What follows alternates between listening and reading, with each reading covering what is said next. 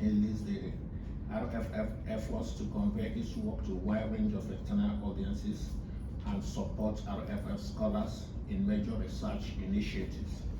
Berkeley has served in government in numerous communication, legislative affairs, program management, and law enforcement capacities and held 2 congressional positions in various congressional offices.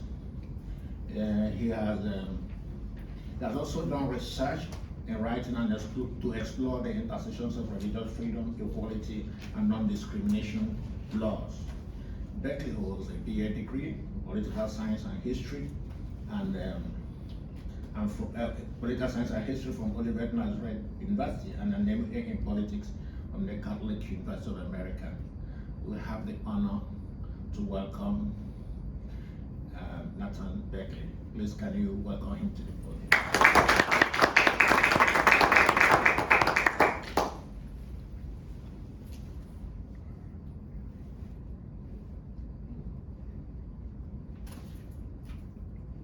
I'm sorry, we're waiting for one of the panelists, so I think it's my phone. That's why my phone rang. So again, we want to introduce to us our second panelist, Brett J. Scarce, who is the Berkeley Chair and Professor of Law at J. Reuben Clark Law School. He was appointed the Director of Law School's International Center for Law and Religious Studies, effective from May 1, 2016. He has served the center as the Director and the Regional Advisor to Asia since 2009.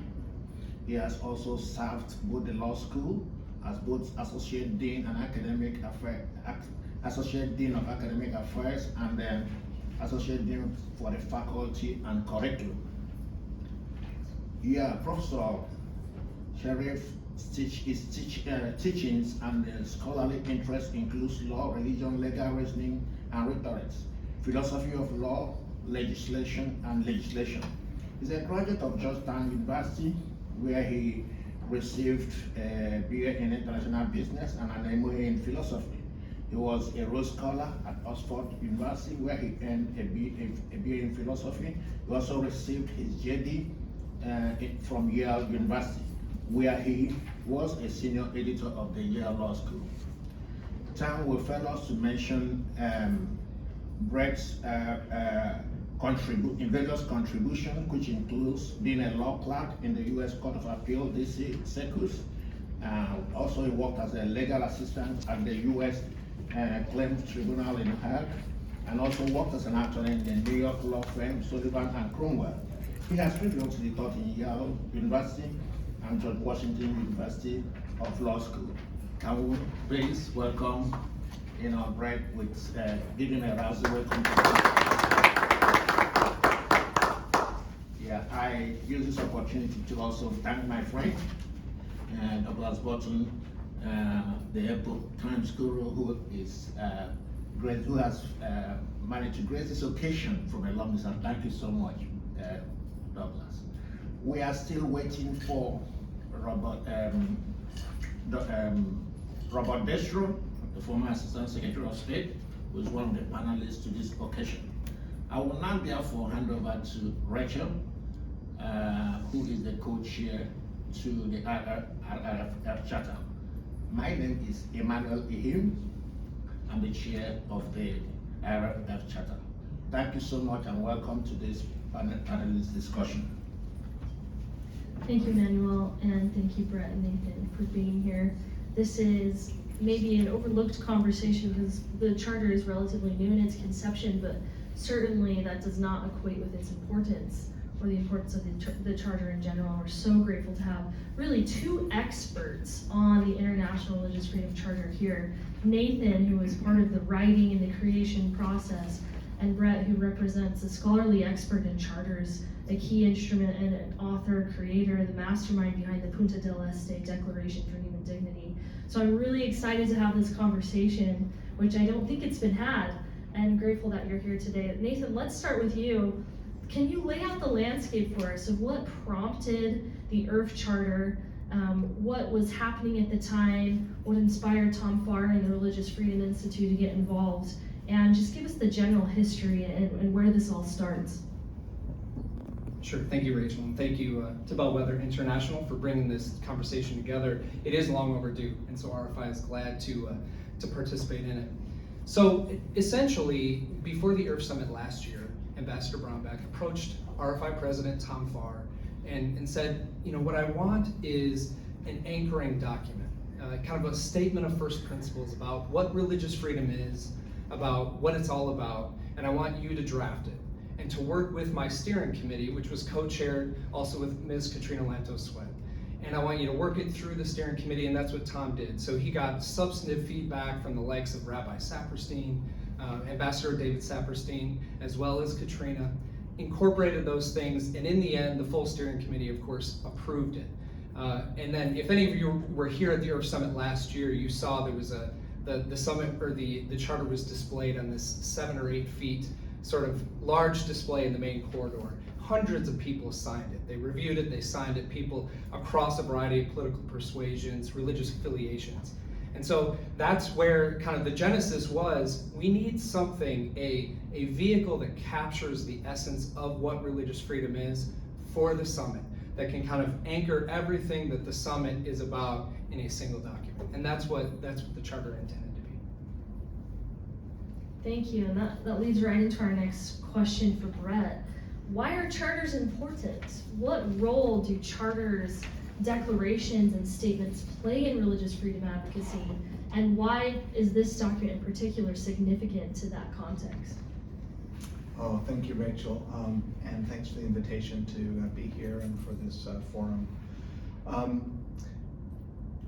Charters are important for a variety of reasons, and declarations are important for a variety of reasons. Of course, many of them end up forgotten or on bookshelves, but I think they're important for a couple reasons. The document that I have the most experience with, as Rachel mentioned, is the Punta del Este Declaration on Human Dignity for Everyone, Everywhere. And our center, the International Center for Law and Religion Scholars, together with other international experts, including Jan Figel, who is the EU Special Envoy for Freedom of Religion and Belief in Europe, wanted to do something to commemorate the 70th anniversary of the Universal Declaration of Human Rights. And we decided to focus on human dignity, and we held 3 conferences during that year, 2018, focusing on human dignity. And this culminated in a gathering of about 40 scholars in Punta del Este, Uruguay, to draft and adopt this joint voice declaration. And it genuinely was a joint voice declaration where every word was negotiated and agreed by consensus with the entire group. And what you can say with 40 scholars and activists and human rights experts around the table from many different countries, many different cultures, is quite different than what you would be able to write and declare in your own voice. And I brought a couple of things to share with you. Feel free to pick them up if you're interested on the way out. One is a little brochure on the Punta del Este Declaration, which just gives the text and has a little bit about its history and drafting. And then there's also, that grew into a larger coffee table book that includes statements from about 100 of the signatories of the Punta del Este Declaration about what human dignity means to them. That's the points of light in the title. And sorry for the long warm-up. That's all to say that, to answer your question, one of the signatories of the Punta del Este Declaration is an Oxford theologian named Andrew Teal. And in the process of working on this, and subsequently, he's become a good friend. But this is what he said for why human dignity is important to him. Here he's talking about the photos in the book. He says, these images of people of different cultures, images of affection, of honoring human diversity, remind us that declarations are not about having a correct argument, but are expressions of value and The inalienable dignity of each person and their spiritual and personal value cannot be erased, though we see betrayals in abundance. The people in these pictures urge us to never give up hope and mutual advocacy despite the magnitude of the task. So the reason I wanted to share that particular contribution to what human dignity means is because of this idea that declarations, these joint voice statements, are not about having a correct argument, but expressions of value and love.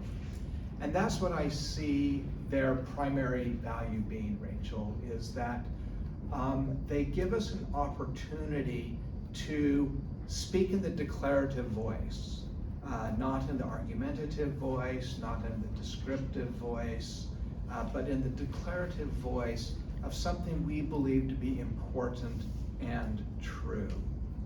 And so that, I think, is why these declarations are of significance, especially when they are signed by hundreds of people, or they become sort of expressions of shared belief and value and love, and not just an individual expression. Thank you so much for both the context and the landscape of charter declarations. The IRF Charter that many of you are holding now was translated in over a dozen languages leading up to this event to make it even more accessible, building on the work of last year and that enormous monument, so to speak, that Nathan was describing. So what I want to discuss next really builds off of what Brett has taught us about using the declarative voice and declaring our truth, especially as religious freedom advocates. Sometimes as we're trying to make this movement accessible to others, it's difficult for them to engage without a shared language. How do we talk about religious freedom in inclusive terms? How do we talk about it in terms of human rights? And the IRF Charter outlines some of that language. So I want to turn to some of the language now and talk about these key points. The Charter highlights really three core elements of religious freedom advocacy and the pillars that religious freedom is built upon. The first is the right of every human being to freely believe in religious truths or not believe, uncoerced by any human authority. So let's talk a little bit about that first point as outlined in the Charter. What's the significance of the word coercion? I know Brett can speak to the law about that, and in your great research, Nathan, why is it important for people to believe or not believe it, and where have we seen that significance? Thanks, Rachel. So it is important, and you'll kind of lay out further, I'm sure, the three interconnected levels of rights. And the freedom to believe, of course, is the first one. I mean, this is something that it's internal to a person. It will take expression, though, in society, in community, in relationships. But it is the first thing that must be addressed. And it's not only the freedom to believe. Some people have concerns. Is religious freedom too narrow? Is it something that leaves out those who want to turn from religion? No, it's also a protection for those who want to exit faith. So that is important. And to be free from coercion, not only from government authority, from government restrictions or repressive government policies, but also free from coercion and even some derivatives of that, intimidation, manipulation, from other institutions or social forces in society. So I think that's also important, especially in places where we have social actors, which are the primary culprits for restricting or undermining or religious freedom or engaging in outright religious persecution. So we should be mindful that it goes beyond government coercion, but the coercion of other social actors, which we should also find to be illicit. So in US law, the Supreme Court makes a distinction between belief and action. And belief, they say, is absolutely protected under the Free Exercise Clause, whereas action has to be regulated under limited circumstances, primarily when the rights and freedoms of others are implicated or when there's a compelling state interest that justifies the limitation. So that distinction is very deep. That goes back to early cases from the 1800s in the United States. In international law, there's a very similar distinction between internal and external, or what's sometimes called the forum internum and the forum externum. It's a very similar distinction. It is that belief, the inner conscience, ought not be limited at all, and manifestations of belief, the forum externum, can be regulated, but in a limited way, in a way that's respectful of the rights and freedoms of others and the importance of the fundamental right of freedom of religion and belief. So this idea of coercion is actually a very important concept. I mean, none of us want to be coerced against our will. When you think of coercion, one image that comes to mind is the pistol to the head, that you're given a choice, your money or your life. That is not much of a choice because it's a classic example of coercion. And if you give up your money to preserve your life, you've in no way consented to what has just happened to you. But coercion can be more subtle than that. And the US Supreme Court, in an important case about 20 years ago involving school prayer, talked about how the prayer, they concluded, violated the Establishment Clause of the US Constitution because it was coercive, because there was something about the expectation that you would be present at graduation that didn't really give you much of a choice to participate in that prayer. I happen to think that decision was poorly reasoned and incorrectly decided. But it does highlight that coercion can be multidimensional. And actually, the case the Supreme Court decided just last week about the football coach who wanted to pray after the game in a way that voluntarily invited others to participate, the court said was not coercion. And this was in some ways a revisiting and perhaps a rejection of that earlier conclusion that a public prayer in a school setting is necessarily coercive. Now, the dissenters in that case pointed out that because the coach is an authority figure, because he determines playing time for students, because they may be dependent upon him for recommendations, that maybe there is coercion there that doesn't appear on the surface.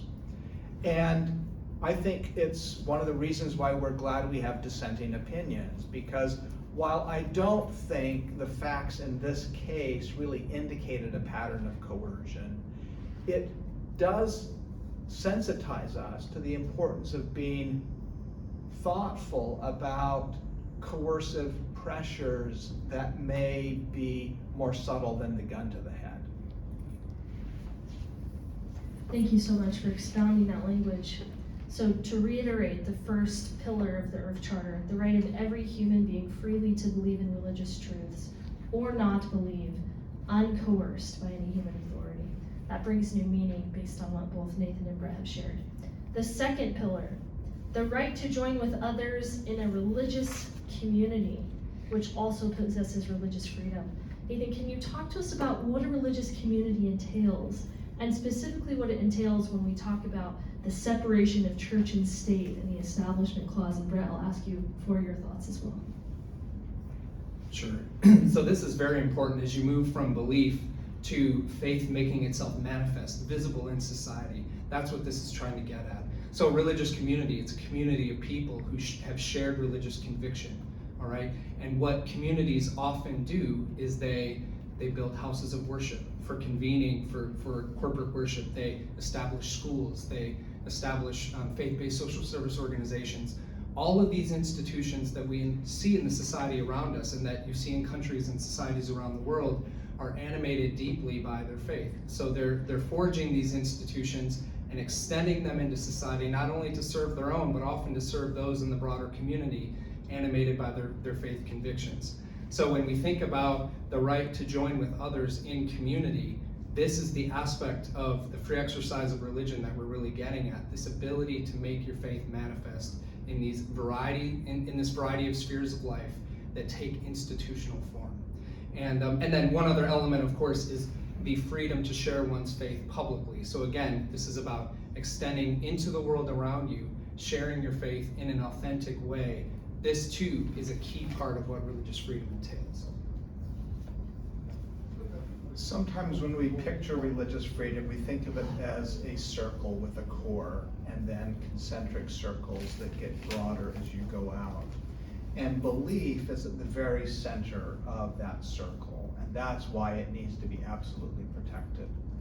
The right to gather, the right to worship, the right to express yourself, the right to speak, these are very close to the center of that circle as well. You're now into the world of manifestations. You've moved from belief to action, but you're still very near the center of what is most essential to religious freedom. And so when religious freedom first began to be recognized in 400 or 500 years ago in Europe, it was the right of the majority first, and then it became the right of the individual to believe, and then it became the right to gather around your own hearth. So it was basically inside your home, you had religious freedom. And that's the beginning of the right to gather. It is the ability to draw those you love near to you and to worship together and to teach your children the faith tradition that they are inheriting from you. But the right to gather also helps us understand that religious freedom has an institutional dimension as well as an individual dimension. And when we think about religious freedom, it's easy for us to think of it as an individual matter, but it is, but isn't just. And so what the right to gather, the right to worship reminds us is that there is an element of community, and there is an element of communication, and there is an element of just this freedom to find solace, comfort, association, friendship in groups. And so we get to the institutional and collective dimension of religious freedom. So the way it's structured in the Religious Freedom Charter is exactly right, because you start with that core of belief, and then you move to what is next most essential, which is speech, expression, worship, community, and gathering together. Thank you so much for those insights. The third pillar, the rights of believers and of religious communities to live and act peacefully within civil and political society in accord with their religious beliefs. So my question is there a role for religion in public life, especially as we look at the increasing partisan political landscape in the United States, but also abroad? There are political challenges. What role does religion play in public and political life? And does the Charter offer insights into what that might look like? Brett, we'll start with you this time. All right, thank you. So this gets us beyond the hearth and the church, the synagogue, the mosque, and it gets us into the world, or let's call it the public square. Let's call it our places of business. Let's call it the schools we attend. And what this pillar is helping us see is that religious freedom must exist there as well if it is to be real.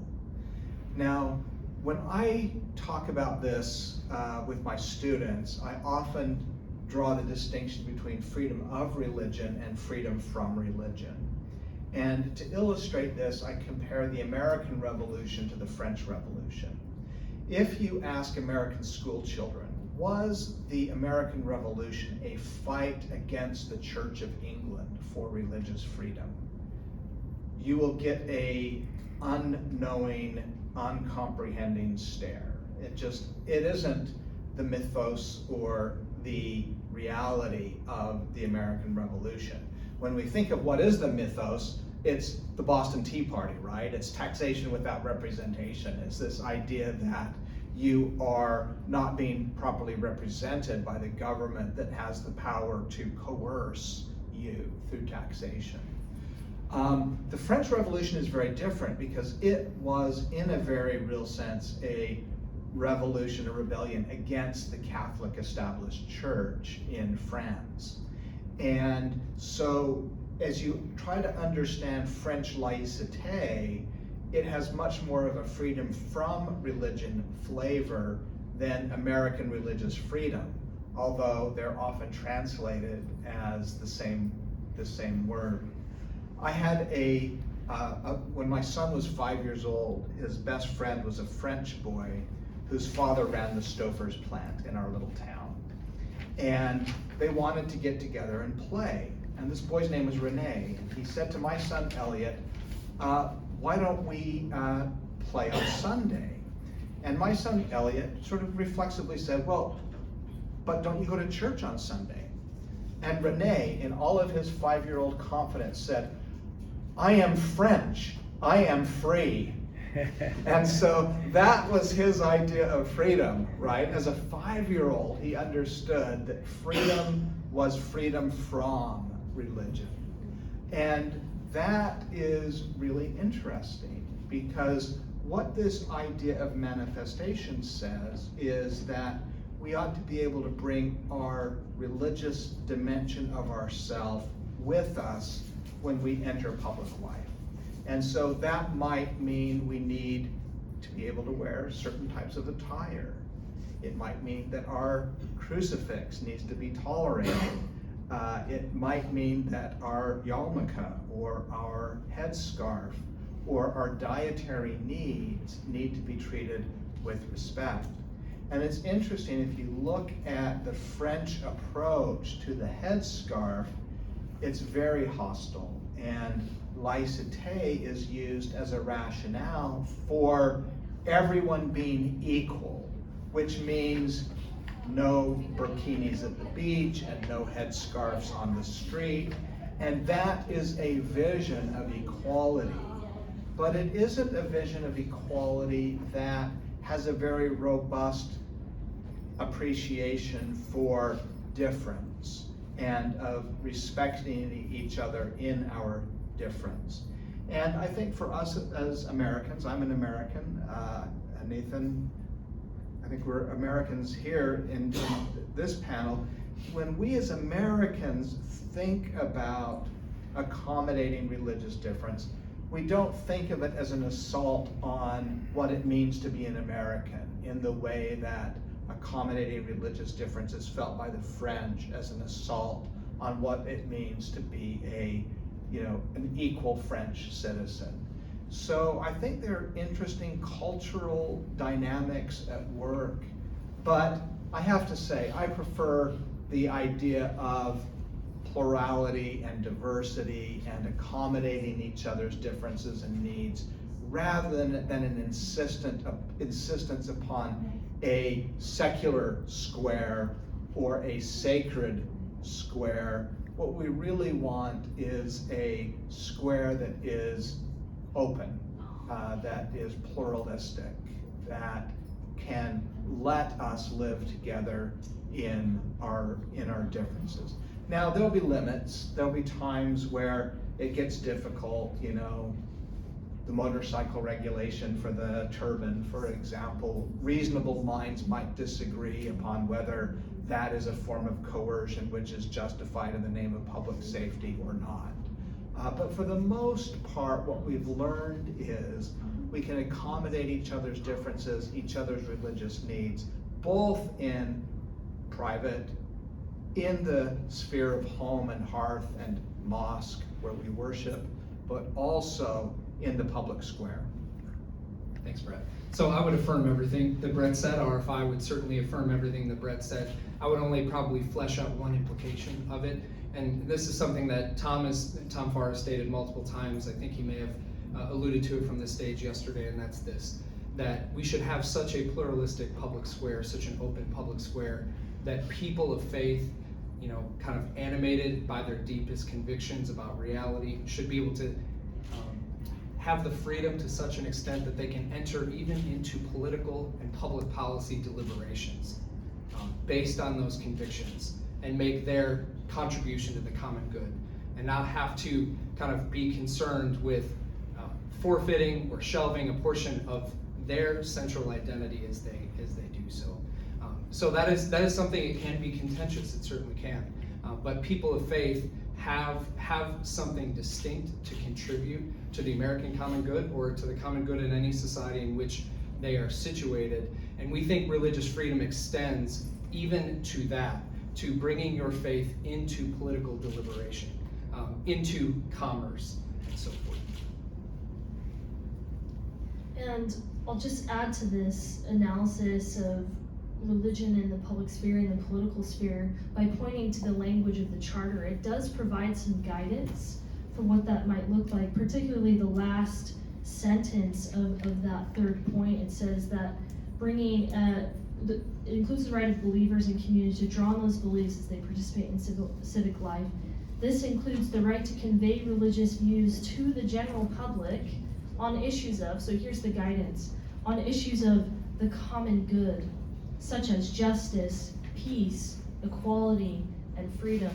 Certainly, faith comes from an understanding of what the good means, the good life is, a philosophical understanding, a moral understanding of what justice is, of what freedom is. And so part of what this charter guides us to do is, especially in those subjects that draw upon deep moral conviction, that draw on a philosophical perspective of the common good for everyone, everywhere, at all times, we certainly should be contributing those religious thoughts, those thoughts of faith and belief and spirituality, in order to enhance our freedom, in order to enhance the justice that we're protecting for all people.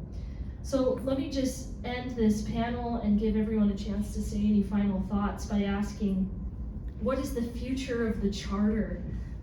In the sense that how do you hope individuals in society will utilize the Charter and the language of the Charter for religious freedom? And then, of course, any final thoughts? So let me just pick up on one word that Nathan used that I think is really important, and that is the idea of identity. That part of what religious freedom includes is the ability to bring your religious identity with you as you enter the world and interact in the world. And if you go back to the 1970s, if you were a student at a university like I was, you'll remember sort of this concept of public reason, which was kind of this idea that when you enter the public square, you should leave all of your particular identities behind, and you should appeal only to reasons that you can reasonably expect reasonable people to find persuasive. Now, my very description of it is tautological, and so you can see that there are going to be some difficulties, and it turns out that secular people imagined they were shedding their identities, while religious people were criticized for not shedding their identities. I think one thing that the era of identity politics, which I don't like very much, but one thing that it has done is that it has sensitized us to the various identities that we each hold. And those might be in part racial, they might in part be sex-based or gender-based, but they also might include our deep convictions, our religious identity. And one thing that identity talk does is it gives an opportunity for believers to help other people understand that our religious identities are as important to us as our other identities, or identities that might be very important to others, such as their racial or gender identities. Now, it turns out that identity politics is a pretty destructive force in our society. That's one of the impetuses behind the Punta del Este Declaration on Human Dignity for Everyone, Everywhere. Because what human dignity reminds us is that in addition to our identities, which make us different one from another, we also have something which is shared, which is also very deep and very important. And that is our shared humanity, our dignity as human beings. Now, for religious people, this often takes the form of a belief that we are created in the image of God and that we are brothers and sisters. And that is one very important basis for a conviction of the human dignity of each other. But it's not the only basis. You can have secular theories of dignity as well as religious theories of dignity. And I think we do well to focus on what we share as human beings, as well as the things that differentiate us one from another as human beings, our cultures, our languages, our nationalities, our ethnicities, and so forth. And so I think that one of the things that religious freedom does is it encourages us to think not just of ourselves as a person with a religious identity, but as a human being that is also committed to others being able to live their identities as well. With respect to your question about the future, I think one of the ways that declarations like these are useful is as artifacts of moments. So we're getting to the 75th anniversary of the Universal Declaration of Human Rights, and that was born out of a crucible of horror and hope. The horror of the Second World War, the horror of 2 world wars in the first half of the century, the horror of the persecution of religious minorities, and indeed the genocidal efforts to wipe out religious minorities. I'm talking, of course, of the Holocaust. And there's this very deep sense that never again should we let this happen. There was also a very deep sense of what I call dualism rather than statism. Dualism is the idea that rights exist prior to the state declaring they exist. And so in the Declaration of Independence, it says we are born with certain unalienable rights, that among these are life, liberty, and the pursuit of happiness. And it is the state's job to protect those rights. And one of the marks of state legitimacy is going to be whether they're successfully defending those, protecting those rights. And that is the presumption of the human rights world. The Universal Declaration of Human Rights is based on the presumption that rights pre-exist the state, and that the state has an obligation to protect those rights. The alternative theory of statism is that rights are only positive, that you don't have a right until a state authority with the proper authority and the proper mechanisms, procedures, and so forth enacts it as a law. And so you don't have a speed limit until the city council adopts it or the state legislature adopts it. And the truth is we have both. We have positive law, we have natural law. I'm not sure that driving speed is a matter of natural law. When we try it, it doesn't work very well. Drive at a reasonable speed, Montana said. Well, even Montana had to give up on that. The Germans haven't quite, but drive a reasonable speed is a difficult law to enforce. But my point is, we don't want to live in a world, I believe, where the only meaning of rights is positive rights. That the only time we have a right is when the state, in its power and glory, confers one upon you. And that, to me, is sort of the bottom line of why these types of declaration are important, because they reinforce the dualist nature of law. That one of the things that states are obliged to do is to recognize what is true and real. And what is true and real is that we are human beings, and that as human beings, we have certain rights, which are inherent and inalienable. And among those are the right to religious freedom, the right to freedom of conscience, the right to freedom of worship. And the state is only doing its job when it implements those into positive law.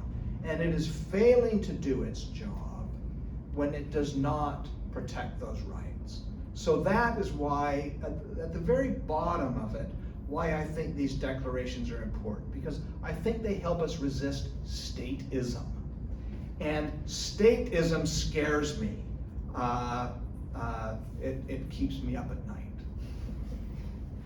Me too. Thanks, Brent. So one other thing that I want to share, in addition to, again, affirming so much of what my colleague has said, is this. In the latter half of the charter, we see, in a very concise picture, we see the broad, the vast scope of religious freedom.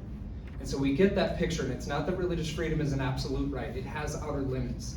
But we get a sense of how broad it really is. And this is something that, when it's articulated like this, from belief to expression in society to political engagement, you see kind of through those three interconnected levels of rights what that broad scope looks like. The other, and I think that's important, because before us domestically, but also in U.S. foreign policy, when we think about advancing religious freedom abroad, there are really complex questions about the core and the outer limits of what religious freedom entails. And this charter gives us, again, in concise terms, what a little bit more insight into what religious freedom really is and what it's all about. The other thing that I wanted to emphasize is just this.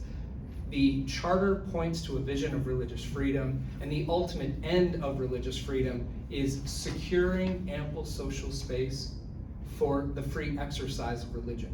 A lot of times, especially at summits like this, and rightfully so, we talk about protecting people from maltreatment, either violent religious persecution based on their religious identity, or invidious discrimination exacted by governments or other groups.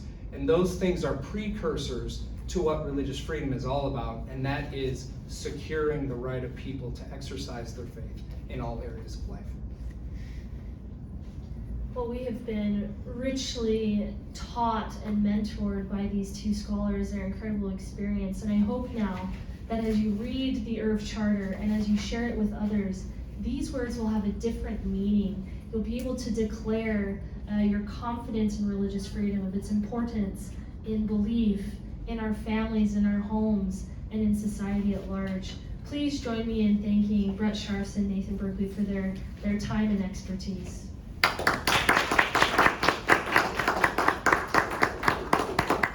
That closes out our event, and we'll invite you to ask any questions of our panelists. And then, of course, Brett has graciously brought some copies of the Human Dignity Declaration and Points of Light for those that are interested. If you would like a copy of the IRF Charter, please see us as well. Thank you so much.